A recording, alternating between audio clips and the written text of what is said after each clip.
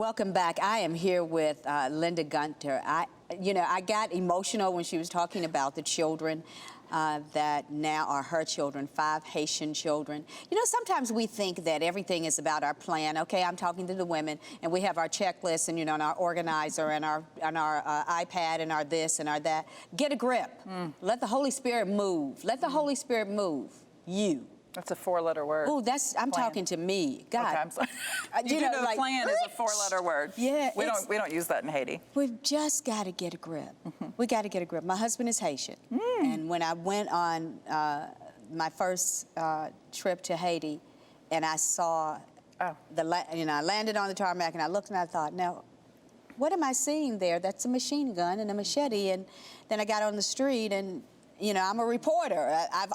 This is what I've always done. I had the camera, and I'm shooting it.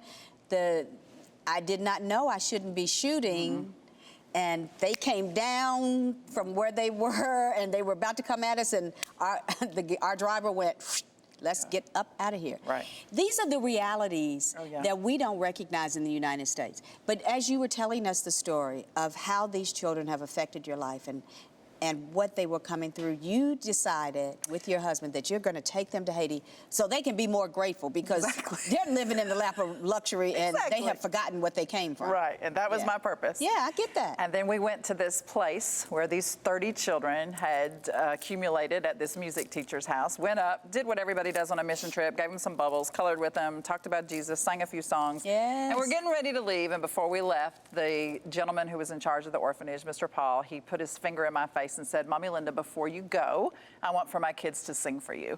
I'm a pretty big, bad, bold chick. I'm going to tell you, this place was horrible. Oh, yeah. No running water, no electricity. It was Christmas Day. There was no ham on the table. The kids were running around stark naked. All they had were the flip-flops we had put on their feet. It stunk, which is what you would expect for a place that had that many children with no running water. No running water. And to be frank with you, I wanted to get out of there. Yeah. But even I could not figure out how to say, I don't want your little orphan kids singing for me. Yep. So I shut my mouth, went over, sat on a urine-stained daybed. Somebody handed me a 4-month-old child. Yes. And I watched children come. I don't know what he did or what he said, but children came from out of nowhere. They out of the walls, stood in front of me, and in one verse of This Little Light of Mine, took you out of the water, didn't they? Jesus Christ himself sat down beside me. I know. And said, Linda, this is the joy of the Lord. Yes. No matter what your circumstances, no matter what materialistic things you have or do not have, this is the joy. That's the Holy Spirit oozing out. And Linda, you ain't got it. You do not have it. And I left that orphanage that day a completely different woman. I looked at the man who brought us there, and I said, somebody needs to bring those kids to the United States. I said, you're not going to believe this, but there are people in the United States who have every stinking thing they need. Most of them have everything they want, but they're not happy. Yeah. They're not happy. Yeah. I left, came back to the United States. At our next family meeting with our kids, I said, what was that trip to Haiti? And my youngest, Jazzy, she said, they call me Mommy Linda. Oh, Mommy Linda, we have to go back. Those children are counting on us. So my family unit, you have some old souls in your house. 7 of us literally sold cake pops, bracelets, did whatever we had to do to try to make this thing happen. We have not spent a traditional Christmas in the United States since 2011. We go, now of course we take 35, 40 people with us. But what ended up happening is we reached out to every international organization that had any sort of a footprint in Haiti. We shared our vision, shared our dream. They said, you're crazy, you're nuts, and if you think that's gonna happen and anybody's gonna let an entire orphanage out, that's not happening. And then, because when you decide to bring an orphanage from Haiti to the United States, you don't run up to the Delta ticket counter and say, I need 30 tickets, please. You got to get a visa. Before you can get a visa, you got to have a passport. Before you can get a passport, you got to have a birth certificate. These kids you don't even know where the birth certificate. No, we don't know when their birthdays are. Because they were the only children from their family, the only members pulled out from underneath the rubble of the earthquake. So that's the level we started at with this project. And yet, the Lord saw fit that in 2016, those 30 kids got on a Delta flight, came to the United States, sang from Fort Lauderdale, Florida, all the way up to Washington, D.C., changed every life, because we snuck up on people.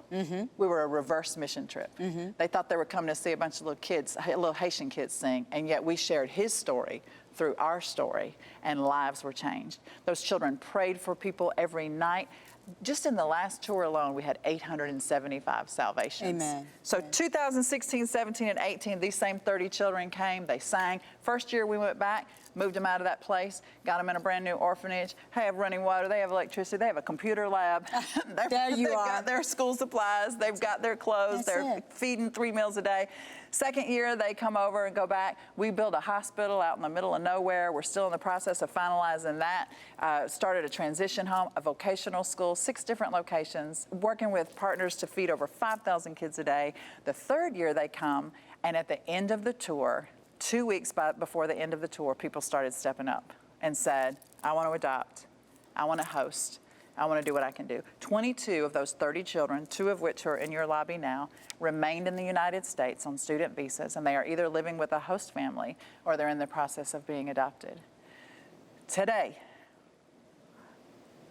we are in the process of bringing our next choir, which is another orphanage that we have, 29 girls, and we just received the denial notice for our visas.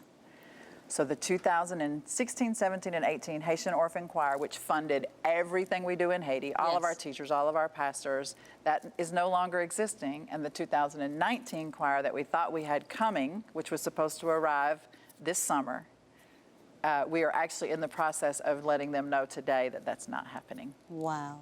So it's an amazing story, but right now we're in a lull. How do you fight a denial?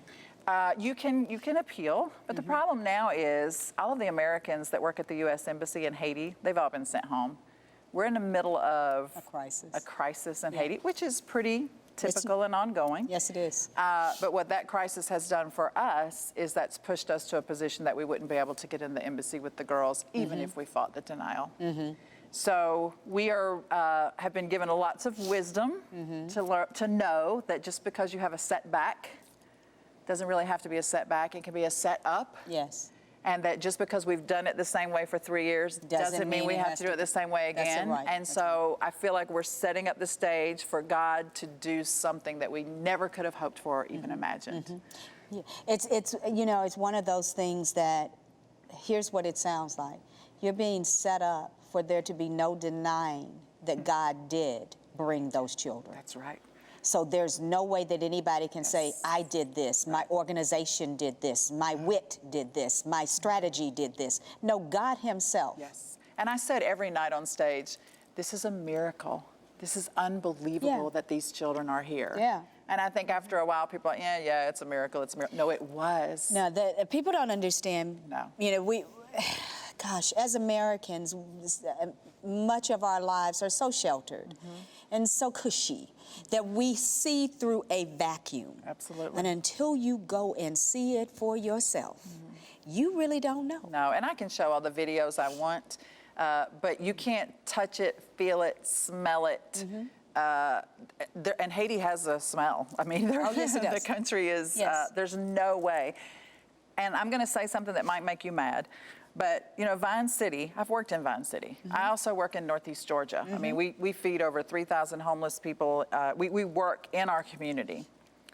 But the United States of America has things available to help. That does not exist in Haiti. You cannot go get help for food. No. You cannot get on Section 8 housing. You can't get food stamps. There are no programs. The women cannot go get milk for their babies. Right. You know, there are things we take for granted. We take it for granted. And they don't even have that. Here was my introduction to the city, inside the city, was seeing women squat down who had to have been 70, 80 years old over a cook pot. And they're selling from their cook pot. Or they have baskets of fruit, and they're selling from there. And they're in a squatted position. Those are marchands, and they sit like that all day. All day. And the average salary for them is $2 a day. Yes. And now, because of the civil unrest, they can't go squat and sit. No. So that means no food, no water, no rice, no beans, nothing for their families. That's right. You know, when going down the street after 6 o'clock at night, and I remember our pastor friend saying to us, we're not going to be out here in the dark very long, because we're not going to do that. And we were like, okay, there are absolutely no lights at night. No. None. Simple things that we take for granted and that we still yet we complain about all the things that we don't have. And you're right, there's no peach anything to help you get through anything to take care of your children. No, but the place I saw 5-year-olds working, doing laundry, and what I remember as a child, my grandma having this thing to wring the clothes out, and I remember thinking of that so fondly until I saw the 5-year-old out my window. And she's cranking, and she had to push a little box over to this thing, and she's cranking at 5 years old. And my husband said, "Baby, she's a servant." And I said, "What are you talking about? She's 5. He said, "She is a servant." Right. I had to pull myself from the window. Right. Because I'm not real quiet at that point. Right. Well, and that's, that's the way it is. I mean, that is the way to be it very is. honest with you, the children that we have in our orphanages, they're blessed. Yeah. Most people are like, "Oh, I can't believe you're in an orphanage." Well, if you're in an orphanage, at least you have the chance of receiving a meal. You have an opportunity. You have an opportunity. Yeah. Because if you're not in the orphanage, now you're on the street. Yeah. And that's everywhere. We were just contacted by an organization last week about us helping them with sex trafficking. And they wanted us to give them a place to put the people once they got them. And I said, that's every corner. One of the girls in our transition home, we've started a transition home for once you turn 18 in Haiti, you cannot stay in the orphanage anymore. Right. So now you've invested all this time and effort and energy into this child. Right. And Haiti is even saying now they don't want orphanages, and it's just a hot mess with all of that. Yeah. But she's in accounting school. We have her in accounting school. And so we thought we were doing a great thing by getting her a job as an internship with an accounting firm in Haiti. 2 weeks later, when I was back, she said, "Mommy Linda, do you know what I have to do to keep my internship? Do you know what I have to do in that office?" And I ripped her out of there, and now she's running our bead business. Yes. So I've learned I can't even find them jobs. I have to create the jobs for them. See, what we have to recognize about Haiti is that Haiti is owned by Satan. That's right. It was dedicated to the devil. You're right. So until we as the body of Christ break that cycle, and that cannot be done with pity pat. That's got to be the Spirit of God, and you got to go up in that and break that. Exactly. I mean, I've led 3 voodoo priests to the Lord. Yeah. Those voodoo priests, even the pastors in Haiti would not approach them because of the power that they have. I'm in the process of writing another book now about demons and about how It's not a joke. No, it's not. But in America, and I don't want to say any names of whatever, I but understand. it's everywhere. And we give our children the books, and we take them to the movies, and we talk to them about magic, and Satan is just sitting back laughing at us. And one of our number 1 films is, and I am going to say it, a Harry Potter series. Really? Yeah. Really, the body of Christ. You're taking your children to that. Really? Right.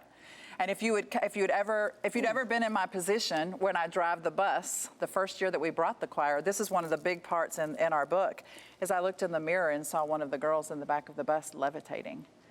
Jesus. Yes, and this is a child who has the relative of a very high voodoo priest in Haiti. So yeah, this is not a 1-part, 2-part, or 3-part story. This is a lifetime of understanding. This is, let's take off our foolishness and unveil ourselves to hear the Holy Spirit say, "This is what you've got to do." Yes. Linda, this is extremely powerful, and I'm not going to say I pray God bless you and da-da-da-da. You're already blessed. Yes, absolutely. You're blessed to be alive, to be able to do what He's called you to do. Yes. So now, I charge you to continue to walk in the power of God, and the Holy Spirit drive you to do the very next thing He has for you. Thank you. Absolutely. Drive you, not let you sleep until you complete what He's called you to complete. Because the power of the Lord is upon you. He has anointed you to preach the gospel in a way that no man has ever seen. Amen. God bless you.